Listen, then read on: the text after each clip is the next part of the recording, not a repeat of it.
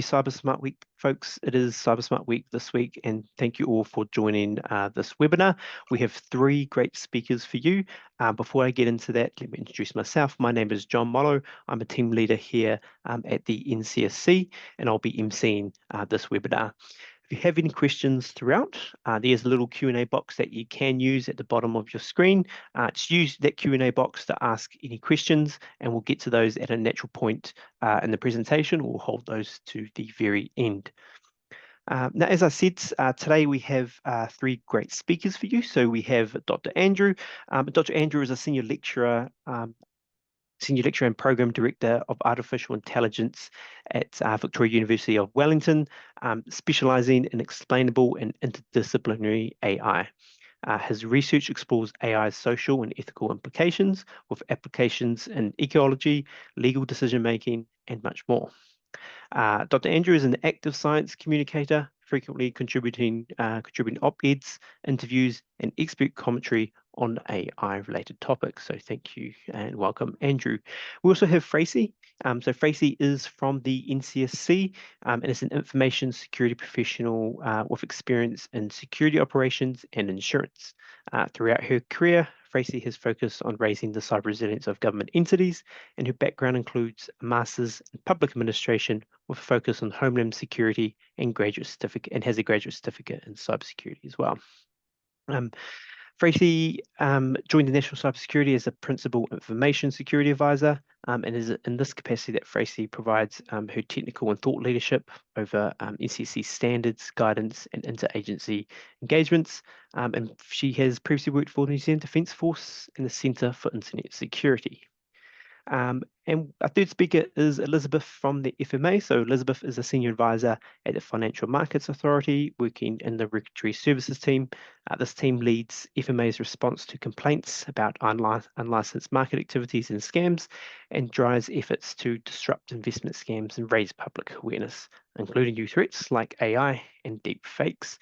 Before joining the FMA in 2023, Elizabeth held various regulatory compliance roles in the wider financial services sector in New Zealand and Europe. So welcome, Elizabeth. So I'll just cover off a little bit for you guys around Cyber Smart Week and what we're doing, and then I'll just hand it over to our three fantastic speakers today. So this Cyber Smart Week, we are encouraging people to take a moment to own it. That is, encouraging people to take time out of their day like they would of any other life admin, to make time to take some simple cybersecurity action to better protect themselves online. You can see on the right there, we are encouraging folks to focus on a few key actions. The main two at the top there, creating long, strong, unique passwords and turning on two-factor authentication. If they are taking those actions, then we know it does protect themselves against a lot of threats that we do see. Own Your Online is bought, so Cyber Smart Week is brought to you by Own Your Online, so I do encourage you to jump onto ownyouronline.govt.nz at some point and see what it's all about. Because we do know if you are online, you're a potential target. Our research shows that over half of New Zealand and actually half of New Zealand businesses have experienced an attack over the last 6 months. And as we can see, they are becoming more and more prominent from these headlines that are popping up there. And the losses can be quite substantial. And we know that New Zealanders lose $1.6 billion every year to online security threats, but as well as the financial harm or financial impacts, they also are stressful, time-consuming. They can impact our mental health and our confidence to actually operate online. And you personally might not have experienced a cyber attack. It might be through a company that has your data. So the company that has your data may have experienced a cyber attack, but it may then impact you because your information is now out there. So a little bit about us. So the National Cybersecurity Centre is New Zealand Government's lead agency for cybersecurity. So we're there for everybody, from mum and dad internet users right through to medium businesses, large businesses, small businesses, and government agencies. We've created Own Your Online as that resource, as an easy to understand platform that small businesses and individuals can go to help them understand cybersecurity a little bit more, make it digestible, and know where to start. So like I said earlier, do check that out when you get a moment. We've also created a new tool. So howexposedami.co.nz was launched this week.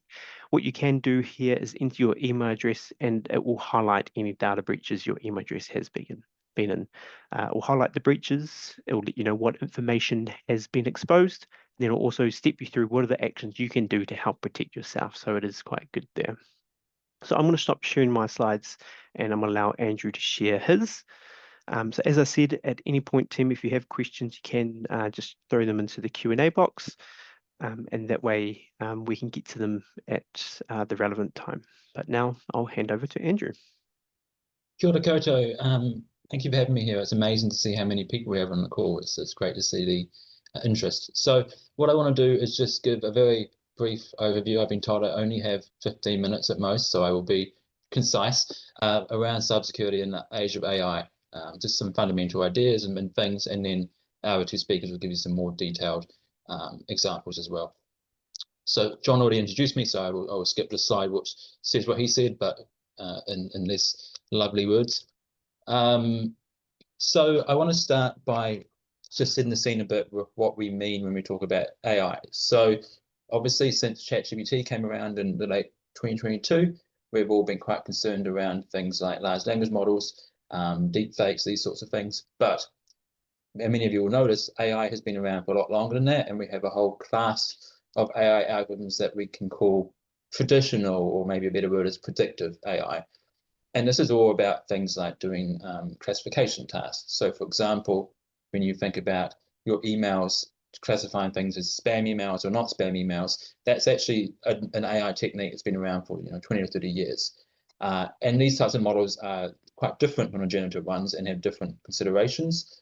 But they are trained in a similar way in that we have a big data set, and then we have a model that we retrain to learn the patterns in that data set so it can do that task effectively.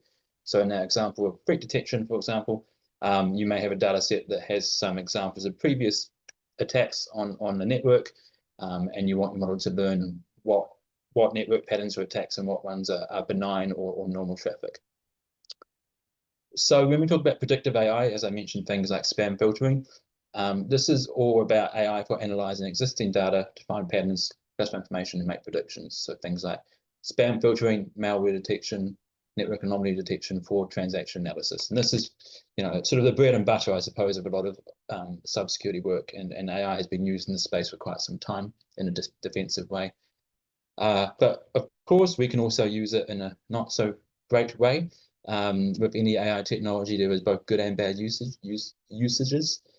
So malicious uses being things like trying to predict vulnerable targets in code, trying to find software flaws automatically, the sort of automated threat creation malware that can learn to blend in. So we've seen much more sophisticated malware in the last 10 or 15 years, of course, compared to the good old days of internet when you had to write your malware by hand. Not that I ever got involved with that. As well as other things like predicting, ways to get inside a network, and things like credential stuffing as well. I know I'm moving quite quickly, but I do want to make sure we can get through all of our speakers. In contrast, generative AI, and this is again what much of the general public think of when they think of AI, is something quite different. So this is actually trained in a reasonably similar way to these other things I just described, but the new thing here is that these models or these AI systems can create what looks like new content. So when you think of ChatGPT, it can give you answers to questions, or it can write new stories. And we've also seen things like image creation and video creation in recent years too. And that opens a whole new can of worms in terms of cybersecurity as well, because these sort of creative outputs can sort of fool humans much more easily than perhaps some of these older systems could do. So both a breakthrough in a technical sense, but also a new category of risk that I think we'll discuss today as well.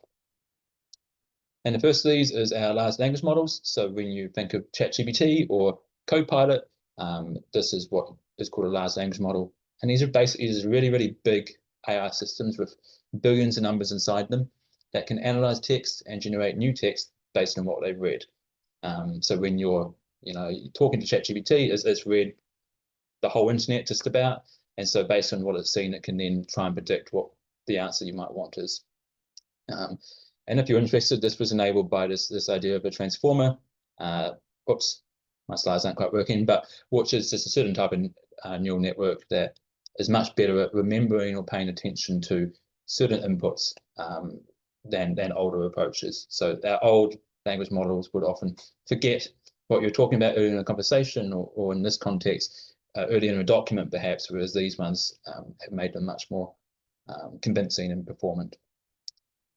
The other type of generative AI that will be quite relevant today is image generation. So when you think about deepfakes, and our second speaker will tell you more about that, this is where we have either you can describe an image and then ask the machine to produce that for you, or you can ask it to edit an existing image and maybe change someone's face or make them say something different. And this uses another technique called a diffusion model, which is kind of like a very loose analogy. It's kind of like tuning your TV. You start with it's almost like an empty image, and then it learns to make it more and more realistic until it gets its final image.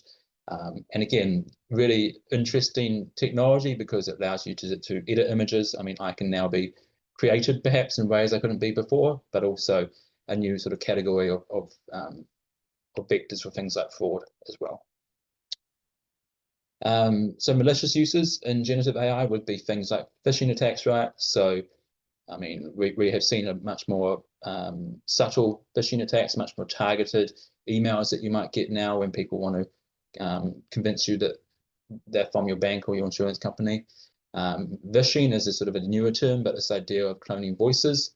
There's been a few cases where CFOs of companies have been sort of tricked into releasing money or approving financial transactions based on an artificial voice, as well as other issues like disinformation, propaganda, those wider concerns as well. So a lot of this is actually not new concerns, but just more scale, more realism, scaling things up, which makes the work that all these lovely people do even more important. Potentially some defensive uses, so a little bit harder maybe to find. Things like simulations, so you can make sort of realistic simulation for training, trying to analyze code and find vulnerabilities, summarizing threat warnings, all sorts of things. So we often talk about the malicious uses, but it's also a really good way to test your systems and sort of, red hat testing as well. The question I get asked a lot, and I think it's quite relevant to this context too, is can we detect the use of these systems? Short answer, in my opinion, no. So when ChatGPT first came to the scene, a lot of people at my university, we can just use this magic software and it will detect students using AI and we'll solve a problem. But that's shown to not be very reliable. And as this technology continues to improve further and further, it's only going to get harder. These generative AI is trained to be human-like. It's designed to speak like us, make images that look like us. And so it's a very hard task to try and detect human versus machine when they get increasingly closer and closer together. So we do need to, I think, be slightly pragmatic and say we're not going to be able to detect such things, and we need to be, we need to sort of, you have to assume that what you're seeing online more and more won't necessarily be distinguishable as AI or human, unless we have some other ways of verifying it. As well as false positives can be very damaging. If you accuse somebody of using AI for something malicious and they didn't do it, then that can have a big impact on their reputation and potentially, legal consequences as well. I feel like I'm just being a downer. I don't mean to be, but and more general risk of generative AI as well. So of course things like hallucinations, bias, misuse, automation. And I mean, there are also, of course, a lot of potential benefits, right? I mean, it could potentially improve our productivity. We could spend less time, writing emails or summarizing documents. We can code more efficiently. But I think the key message here is it's about using it in an appropriate way and having all these safeguards in place to protect people, both within business and also in society more generally from the bad actors that might get involved. I think that's probably a good point to bring in this question there, Andrew. So relating back to what you're talking about in terms of spam filtering, they sort of ask the spam filtering not based on a spam score. How is it AI? And I guess, it's what you're alluding to. We're improving spam filtering now by incorporating AI into it. Yeah. So I guess your old-fashioned spam filtering would be things like looking at certain keywords. If you say $1 million in an email, that's often spam. Whereas nowadays we see more sophisticated spam filters that can find other phrases or other signals. For example, we have things like who's emailed you before, whether or not that email address is associated with spam, or even other such things. And so using AI, you can sort of automatically learn some of those patterns in a way that's you can be almost more agile, if you will, than that sort of older fashioned approaches. So Yeah, I think it's really important because, like we saw in one of the earlier slides of all those data breaches, right? yeah, Folks can start to use those data breaches and use AI to make phishing attacks and spam emails more believable, right?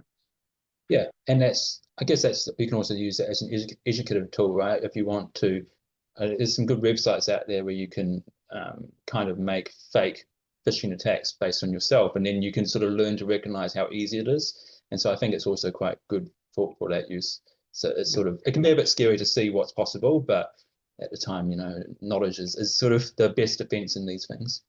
Yeah. Awesome, cool. I'll let you carry on, but to keep the questions coming, folks. Yeah. Um, Other concerns include data and privacy. So when you use any of these models, right, especially generative ones, you need to be very careful about where that data is going. If you have a Copilot license, and then Microsoft says that the data will sort of remain, if you have an enterprise license, will remain within your walled garden. But if you're using the free versions or even some of the paid versions of ChatGPT, they may be using your model for training. There were some issues recently where people's conversations had been indexed on Google because they hadn't turned off the index function. And so you need to be quite careful about what systems you're using and where that data might be going and who you trust. Uh, Sort of a more interesting one that's been developing is also that as we use the technologies more in a general sense, there's some evidence emerging that it might affect our ability and how we learn or how we think as people. So if you outsource your critical thinking too much to these models, you can actually lose some of that ability to reason and to check what they might be doing. And there's a wider concern as well around if we have generative AI models replacing some jobs or some tasks in the workforce that actually often targets sort of the junior jobs first, and there could be a bit of a career gap. So I think as organizations and society, we need to think about what role it's going to play and how we help help train people to use these technologies and to go into those higher roles as well as the workforce changes a little bit. And so some other mitigation strategies. So this idea of human in the loop is that if you have a high stake use of AI, any sort of decision making process that affects people or involves money, you need some form of human in the loop, some form of oversight so that people are checking those outputs and validating them.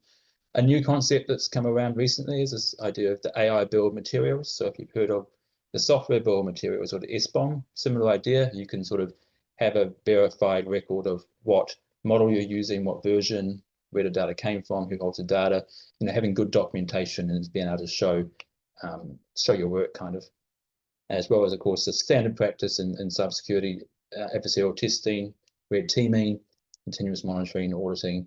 You can even use AI to monitor AI if you wanted to, but then at some point, you probably get too deep in that abstraction, and it's very hard to actually figure out what's going on. So I think, making sure we test things before we deploy them, and we have good empirical testing and oversight on an ongoing basis as well. So I talked quite a lot, John. I don't know if that was too much of a rush, but if there's any other questions, I'm happy to answer some now too.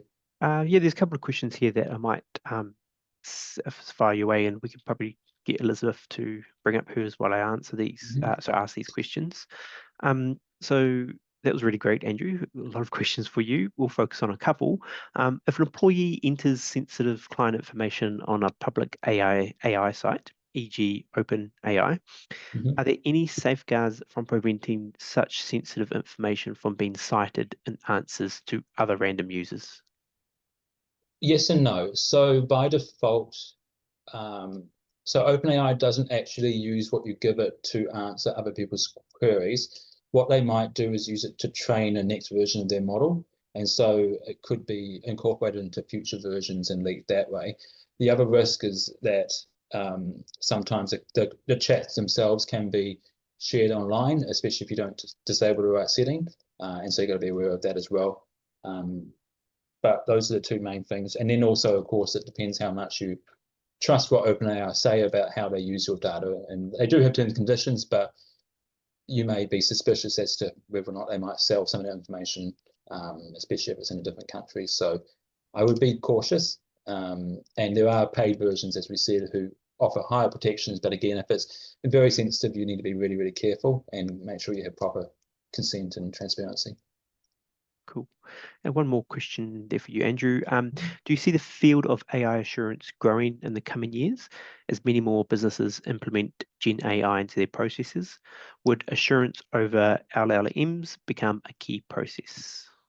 Yes. Yeah, short answer is yes. I think there is it's such a new technology that people are often not aware of some of the issues that could happen, and so I can really see a growing need for people who have the expertise to audit and to check and to assure these things. And I think part of procurement going forward as well is going to be really focused on what the vendors can guarantee, and also who is responsible for harms if they occur in some of those conversations. Awesome. Cool. Thank you very much, Andrew. For that, I'll now hand over to Elizabeth from the FMA, and she can share her slides, and she'll just run through a little bit what they are seeing in regards to AI and deepfakes. Thank you, John. Thank you, Andrew. And thank you all for joining us this afternoon. John already gave a short introduction on who I am. So I'm Elizabeth. I am with the FMA, working in the regulatory services team. And as a little bit of a background to those who may not be familiar with the Financial Markets Authority or the FMA, we are the financial markets conduct regulator in New Zealand, and our role is to promote fair, efficient, and transparent financial markets that work for all New Zealanders. Our goal is to make sure that New Zealand businesses, consumers, and investors believe the financial services sector works well for them. And as part of this, we look at the interest of all New Zealanders engaging with the financial sector. We want investors and consumers to make good decisions, know their rights, and also know how to protect themselves. And investment scams pose a serious threat to this, which means that we play a key role against investment scams. So we get a lot of reports of investment scams on a daily basis, and through this, we've seen how these scams are evolving rapidly. And unfortunately, we see in our line of work the concerning development of AI being used maliciously to promote investment scams, with scammers creating very convincing material at a large scale to deceive people. So if anyone still thinks of scams as emails from Nigerian princes or letters and emails full of spelling mistakes, those days are gone. Scam operations have evolved into very sophisticated, large-scale businesses that run like professional companies, and in many cases run by organized crime networks. They use call centers with trained staff to manipulate victims. They use digital marketing techniques like paid social media ads and search engine optimization, and some even offer scams as a service on the dark web with complete scam kits, including fake IDs, email templates, and scam websites being offered so that anyone can carry out a scam. And it's a lucrative industry, with scammers claiming hundreds of thousands of victims every year. And a major driver of this success is their use of technology, especially AI, which has fundamentally changed how scams are created and how they are spread. And AI has made scams faster and cheaper to set up, more convincing by generating targeted messages, fake documents, emails, videos, and more convincing, and entire websites in minutes. And they're harder to detect. Where we used to advise people to look out for poor grammar or strange language or bad Photoshop, AI now removes those red flags with ease.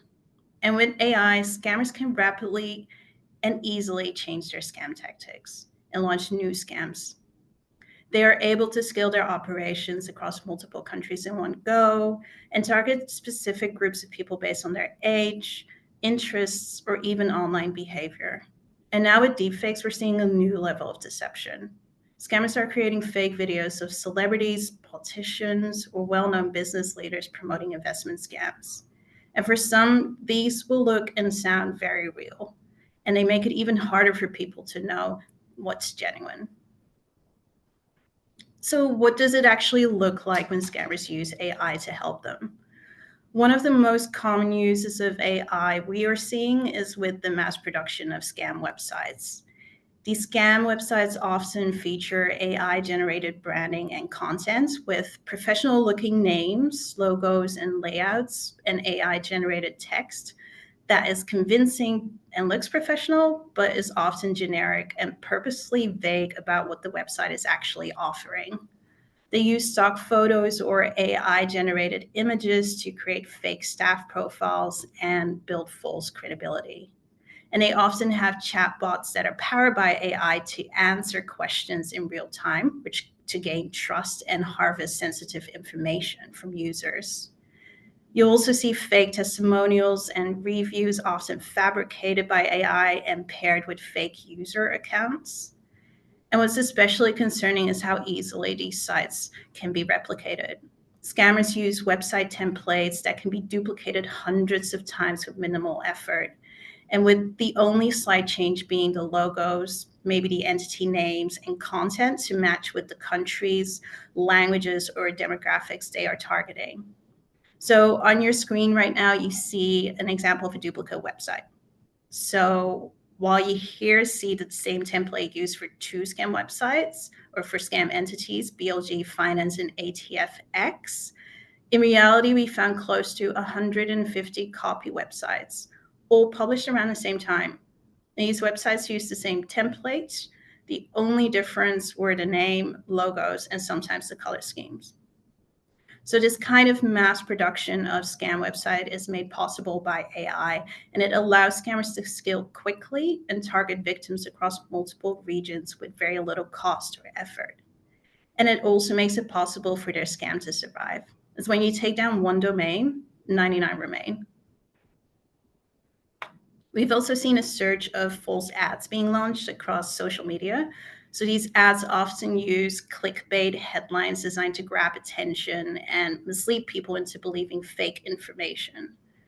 And the same sensationalist headlines are often reused across multiple ads.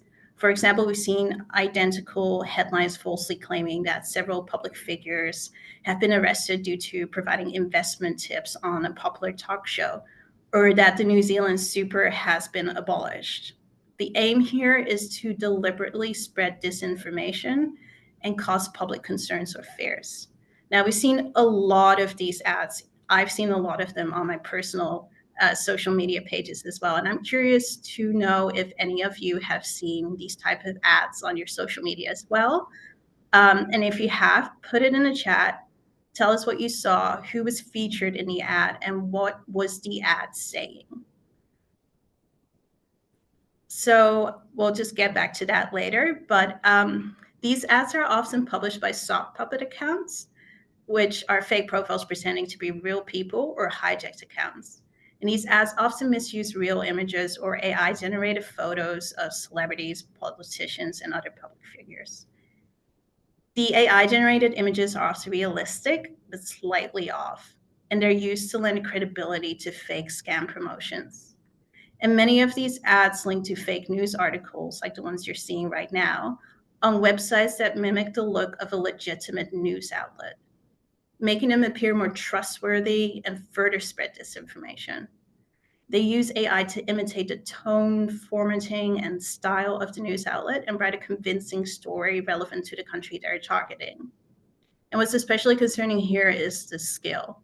Scammers launch dozens of ads and articles at once, swapping out faces and names, but keeping the same headline. And they do their homework. They research their target country, which means that when they are targeting New Zealand, they know which public figures are trusted or popular and what is currently happening in New Zealand's news. It's basically a copy-paste strategy designed to flood feeds and reach as many people as possible. And ultimately, the goal is to drive people to scam websites where they're asked to sign up, share personal information, and eventually hand over money. But before I move on, John, are there any responses in the chat? I haven't had any comments on, oh, actually, sorry, here's one just popped in. Someone said Hillary Berry endorsing a diet supplement on Facebook. Yeah. And I think our Prime Minister's also been impersonated a whole bunch of times as well. And those ads, right, they appear on news websites that we go to, and websites that we trust, but the ads aren't always necessarily legitimate. So Yeah. there's some good examples there. Yeah, that's really good. We've definitely seen the Hillary Berry ads as well. What they tend to do is they focus on one person and release many different types of scam ads. It could be diet supplements, but at the same time, you'll see her promoting investments as well. And we've And also had, then, Adele promoting a diet, and Oprah as well. So yeah, the diet one seems to be a popular one. Yeah. So following the fake social media ads, as Andrew has already given some information on what deepfakes are, I can tell you we see a lot of those deepfakes. Sorry, next slide. We see a lot of the deepfakes increasingly used to promote fake investment schemes as well. These aren't just videos of made-up people. Increasingly, they feature real, well-known individuals like celebrities, politicians, trusted public figures, and they can even feature someone you know personally. Often, scammers will design it so that it mimics or manipulates the appearance, voice, speech patterns, and mannerisms, and even the emotional tone of the person. And the goal is simple: to make the scam look convincing and credible. So while some deepfakes are still easy to spot, we're seeing rapid improvements here. As AI technology evolves and scammers get better at using it, these videos are becoming harder to detect. So I'm just going to show you a few clips of some deepfake videos. These were all used to promote investment scams and have circulated on different platforms. Some will be more convincing than others. And what I want you to do is, as you watch it, I want you to imagine you're scrolling through your social media feed and one of these videos pops up. What would stand out for you to suggest that you are looking at a fake? And write your answers in the chat. Hi everyone, I'm Carmel Fisher. My goal is to help more investors, so I've created a WhatsApp investing group. Last week, 2 stocks I shared with the group soared 88% and 112% respectively. If you don't want to miss out, join my investing group. With at least $400 in their account can now use asset trading to multiply their investment tenfold in a week, thanks to a new advanced trading platform. Thanks to artificial intelligence technology. My new project will be available to citizens of New Zealand for a limited time. Powerful software. This software is the first of its kind in the world. Personally, I invested $5 billion in its development over 2 years. Prime Minister, recently, New Zealanders have seen many advertisements featuring you personally, where you guarantee an income of $35,000 per month through the Quantum AI platform. Some are calling it a scam, while others claim they've earned even more than $35,000. Who should people believe if they want to join and start receiving passive income automatically? Don't click on suspicious links. The link below this video is official, and by using it, you truly can earn, I guarantee it. The project is supported by the New Zealand government and the cabinet. Invest 450 New Zealand dollars in this project and are guaranteed to earn $70,000 on the very first day. I am Jacinda Ardern, and together with the most influential people in New Zealand, we are launching a new financial project for Kiwis that will completely change your understanding of making money. Why do you promote your platform to the masses? Why should people trust you? First of all, I want to say that I myself have invested $900 million in this platform, and I see results that have not been long in coming. Need a lot of savings to get started. Just 450 New Zealand dollars is enough to start trading. It is not a very large sum, but it can change people's lives and destinies. Trust me. Yes, we've got some comments in there that the synchronization of the lips and the voice is off. It's a bit jerky, and the frame rate is a bit funny. Is that right, Elizabeth? And yeah, someone's pointed out Peter's Jackson accent is wrong. It doesn't sound like that. Very good. Yeah, those are really, really good indicators, and I'm happy that some of you picked up on that. Yeah, so one of the key things to really pay close attention to when you're watching a video is to check the facial movements, and also, like someone said, the synchronization of the voice and the lips. Often that is not completely perfect yet.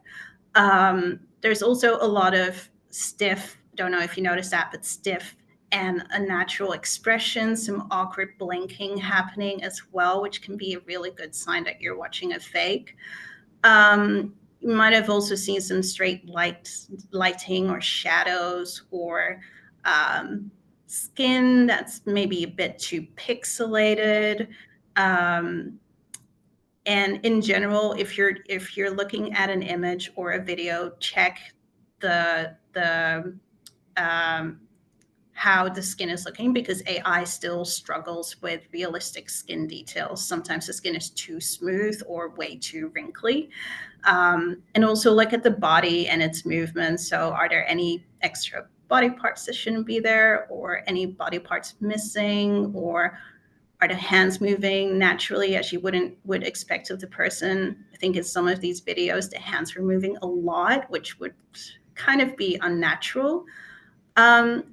And as someone said, the accent is not always right. So listen carefully if you're watching a video.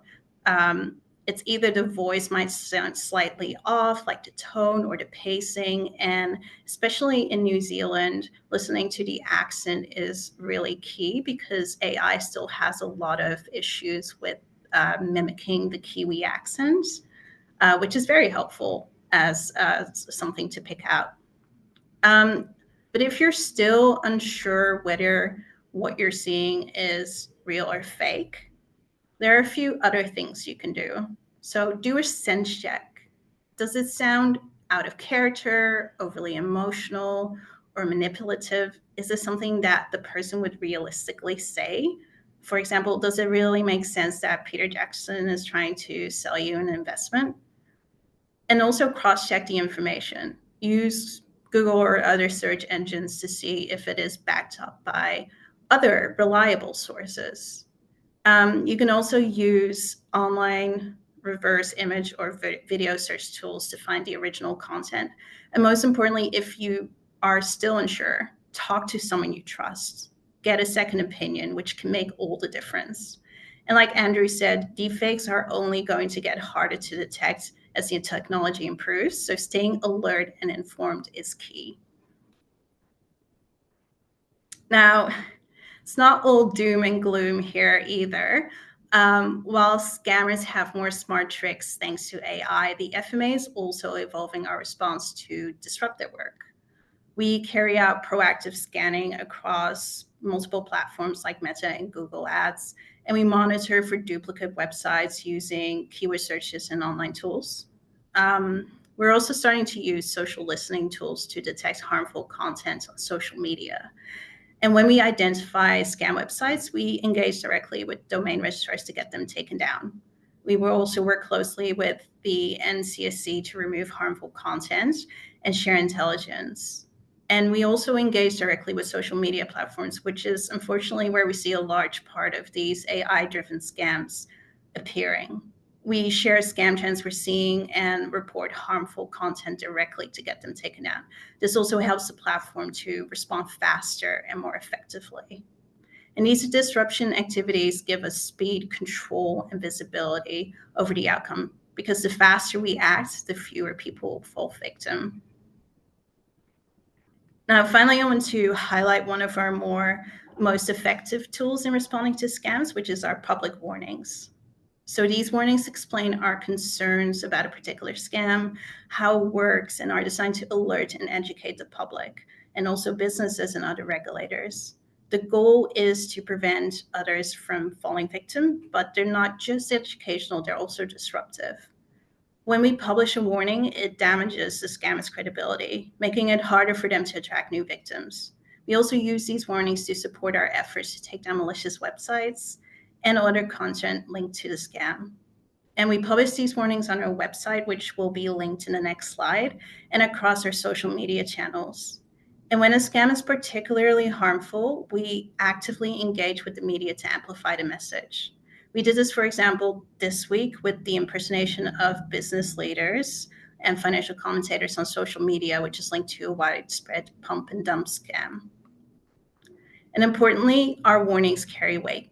They're trusted and often used by other agencies and financial service providers to help convince clients that something is a scam. The intelligence we share also supports overseas and domestic regulators in protecting their public and businesses by putting out warnings. But to make it all possible, we do rely on reports from the public and businesses, whether it's a financial loss or a near miss. If scams aren't reported to us, we may not even know that they're happening. Your reports help us act faster, disrupt scams, and publish warnings that protect others, including your friends, Fana, and if you're a business, your clients. So we take a no wrong door approach, which means that whether you report to us or even NCSC or another agency, it all contributes to collective efforts to fight scams. That brings us to the end of my part of the presentation. But before I wrap up, I want to leave you with a few useful resources. As mentioned, our scam warnings are published on our website. So to stay up to date with the latest scam warnings, have a look at our warnings page, which is updated almost daily with scam information. We also have a Scam Basics page for practical tips on how to spot a scam and what to do if you come across one. And you can also sign up for our FMA news and warning alerts to automatically receive the latest scam trends and developments. And most importantly, if you come across an investment scam, please report it. You can use the email address or phone number shown on your screen right now. Every report helps us to act faster and protect others. Thank you. Cool. Thanks very much there, Elizabeth. There's a lot of great content and tips for folks. So I'll now get Tracy to share her slides so she can get those up. And just while she's doing that, just a quick note to folks answering a common question around will the recording be shared? So we will share it. It'll probably be next week. There's just a bit for us to do in the back end, making sure that it is right and get it to you in the best form possible. But now I'll hand over to Tracy.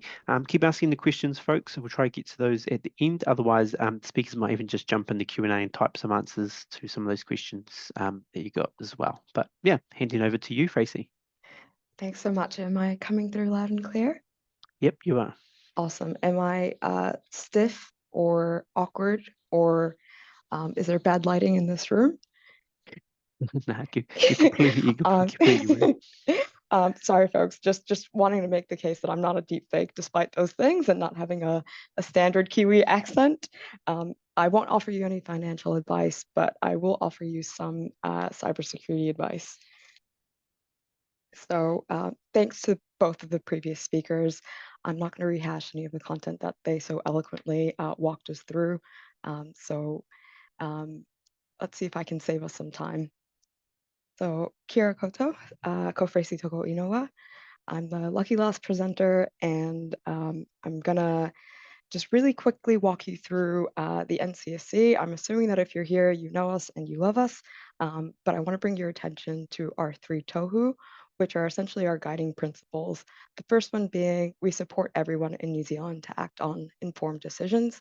That's essentially why we're here today, talking to you about AI and AI risks and opportunities. In terms of my work portfolio. Just quickly, Tracy, did you want to share some slides on the screen, yes. or did you want me to share them for you? Let's see. Are they sharing through now? No, I don't look like they are sharing at the moment. I think I've got them here, though. I can pull them up for you. Just 2 seconds. Let's see. Did I figure this out? Oh, you can see the PowerPoint application now. Sweet. And then how about now? Yep, perfect. Is it? Okay, great. I like to act as my own tech support every now and then. Right, where was I? Our tohu. So essentially why we're here is to help you act on informed decisions. Aside from that, we do work with key players to build in the basics because the onus should not just be on the individual. We do have to look at those that are upstream and ensure that they're doing their part. Security is a shared responsibility. And then lastly, we really do our best to counter the most serious harms. So there are limits to what individuals and even enterprises can do. We have a strategic cybersecurity role, and using our unique insights, our unique position in the ecosystem, we help you and all of New Zealand counter these threats. So good cybersecurity starts with a risk assessment. Essentially, a risk assessment gives you a moment to pause and consider what you deem acceptable and what you need to do in order to protect your data. Some people don't really like the sound of a risk assessment. It's something that is more frequently seen within sort of like large enterprises. You can think your certification and accreditation, which is generally uninteresting to most, but they are useful. I'll quickly point out 3 quick questions that you should be asking yourself when it comes to AI risks. And you'll notice I don't even include AI here. I'm just talking about data. That's essentially what this is about, is what is happening to data. Do you understand what happens with your data once it's shared with a tool? Are you comfortable with what you're sharing? And what assurance do you have that the tool is sufficiently protecting your data? The previous presenters talked to you a bit about what can happen with data and how it can be used maliciously. I think that once you have that fundamental understanding, you can go about putting into practice the mitigations you need in order to ensure that you're working within your own risk appetite. These don't cover everything, but they're a pretty good starting point. I'm going to walk you through some additional fundamentals that might help you understand the focus areas here. So I've got an AI implementation taxonomy. I have borrowed this from some folks and swapped it around for our use. The focus here really are on consumer apps or enterprise apps.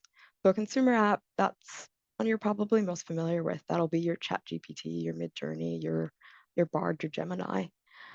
Next to it, I have an example of a common risk being data exposure breaches. And beside it, I have mitigations, which is understanding what you potentially have in terms of protection in place based on terms of service, and then what you can do yourself by limiting the amount of data that you choose to expose. The next one, the enterprise app, is one that you might encounter at work. It's your Salesforce or your Copilot. And with that, there are other risks, right? Because it has access to a different kind of information. So you have to think about jurisdictional risk, data sovereignty, breaches to privacy, or loss of IP.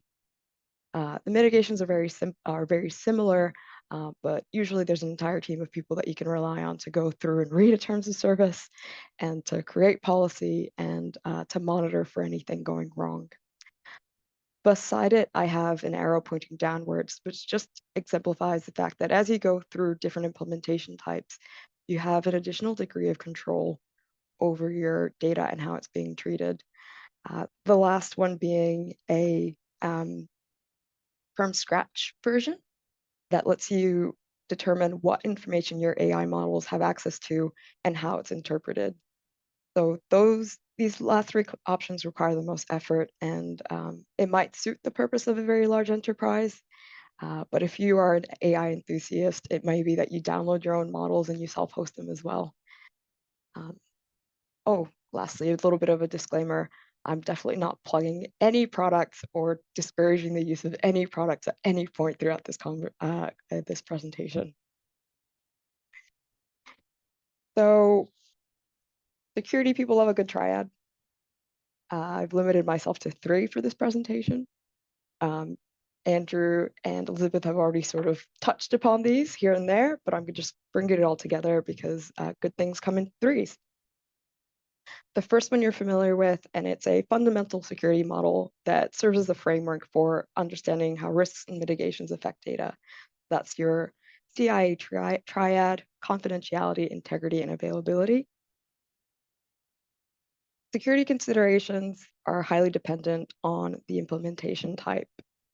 In this case, confidentiality and integrity, when thinking about AI, is one of the most important, because confidentiality ensures that data is only accessible to authorized individuals. And since AI relies on the aggregation and analysis of large data sets, it means that there's a lot of movement of data and potentially sensitive data could be exposed. Andrew actually beat me to the punch, and he mentioned the fact that a few months ago, security researchers identified that ChatGPT private chats were being indexed on search engines like Google and Bing, to name a few. Users were inadvertently making their chats publicly available. However, it was only after OpenAI received a bit of backlash that they chose to remove both the search results and the option from users to expose those private chats. An example of security responsibility being shared there. Next, I've highlighted in green is integrity. Integrity is incredibly essential. It's usually considered the sort of like the poor cousin when it comes to the CIA triad. Integrity is important because it maintains the accuracy and trustworthiness of data. In order to get the most and maximum value out of your AI, you have to be able to trust your data. Without it, you're just generating unuseful results. In case you're wondering why there's a random seahorse emoji on this slide, it's not because I used AI to put this together. It's to point you to something that amuses me, which is right now, security researchers are pointing out the fact that AI is experiencing hallucinations.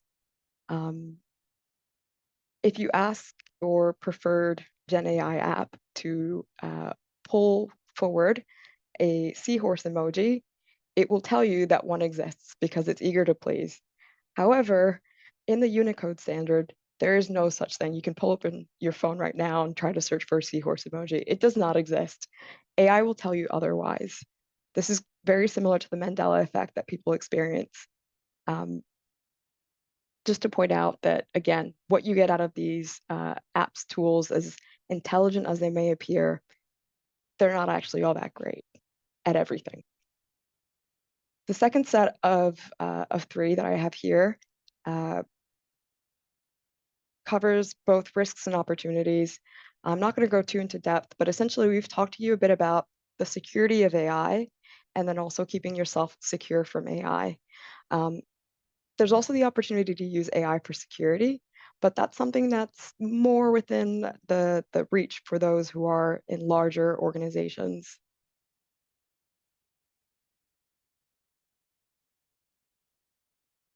Lastly, I'll leave you with security mitigations, and you'll note that I've only highlighted people.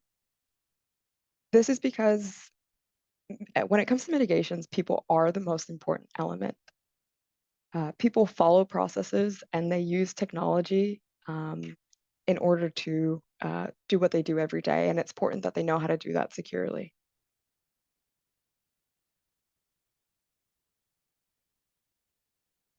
So before we wrap up, I just want to leave you with a few key messages and a couple fun activities that you might want to do with your whānau or colleagues instead of doing the morning quizzes. The first one is a game. It's called Can You Trick Gandalf? And the whole objective is to trick Gandalf into revealing the secret password. It's a very simple way to practice your prompt injection skills, and it has about 8 levels. I'll only give you one hint, which is it pays to ask nicely. It often gets you the best results with Gandalf. This is a really good way of teaching yourself and also kids, anybody within your close circles, some of the failings of AI in keeping data secure. It's very easy to use AI for social engineering, but it's equally or sometimes easy to social engineer AI as well.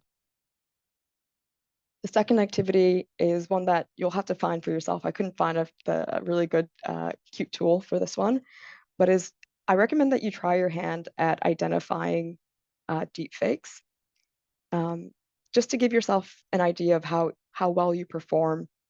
And more importantly, it might be something that you incorporate into your internet safety talk with your whānau. You may be able to confidently spot deepfakes, but how prepared are your friends and family to do the same? This is something that you can work with them in order to help develop their intuition. In case you're wondering, that is a true and accurate photo of a boa pollinating a feijoa bush. It's not a deep fake. This isn't entirely about, fun and games and making better quality memes. It's, again, like I said, it's about training your intuition. I really encourage you to put into practice what you've learned today, because awareness on its own is not enough. It actually has to be put into action. The NCSC envisions and works towards an Aotearoa New Zealand where good cybersecurity happens everywhere, all the time, by everyone. We really encourage you to help us make that true. The last activity I've included in the slide you've already heard, which is the How Exposed Am I? You might be surprised by the amount of information available about you online. And so I really encourage you to start there. Despite the fact that Cyber Smart Week happens in October, the point of all this isn't just to tell you scary stories and make you concerned about the internet. The tool also helps you take a moment to own it and reduce your exposure by telling you specifically what you can do to get your exposure rating down. Last slide I have is another shameless plug, which are key resources. So rather than listing them all out, please go to our websites directly. Don't just use your chat buddy to help you get to them. Click on our links. And that's all I've got. Awesome. Cool. Thanks very much, Tracy. A lot of good stuff in there. Just one of the questions that popped in, is there a risk assessment tool that can be shared with folks? There are a few tools. We can share them with you. Currently, the best tools we have available are really aimed towards larger enterprises, but we can see what we can point you to afterwards. Cool. And tied into that, folks are asking for the link for the Gandalf secret password activity. That looks like it's very popular. Are we able to share that? Maybe we'll send it out when we see the recording to folks as well, so they'll have that. But it looks like a cool little game there, Tracy. Cool. So let's just take a look, see when we have time for one more question there. So how can you monitor what data is being used or shared by any of these AI tools there? Is that for the full panel? Yeah, I think that's open to the full panel if anyone wants to talk to that one. Yeah, so how do you monitor what data is being used or shared by a tool? I really hate giving an answer with an it depends. So if it's for your own personal use in terms of like what you're putting in, you obviously know what's there. What is flowing back through and where it's landing, that's a little bit harder to decipher. Like I said before, there's no such thing as like a free tool. If you're not paying for it, you're paying for it with your data. So it's often the case that once you share it, it just sort of propels itself forward to be aggregated and reused, depending on the terms and conditions that you've signed up for. When it comes to a larger entity, there are tools that can help you with data loss prevention and monitoring.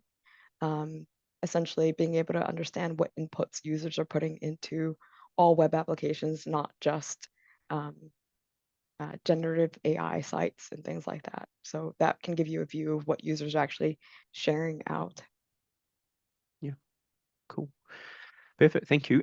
We've hit the top of the hour, so we might wrap it up there. Big thank you to our three speakers, Andrew, Elizabeth, and Tracy. That was amazing. AI, obviously, it's so topical. There's a lot we could cover. So thank you for covering some really useful bits in a lot of slots there. As I said, we'll try and get the recording out to folks next week. We're just going to check a few things on our end, but otherwise, thank you everyone for joining, and happy Cyber Smart Week.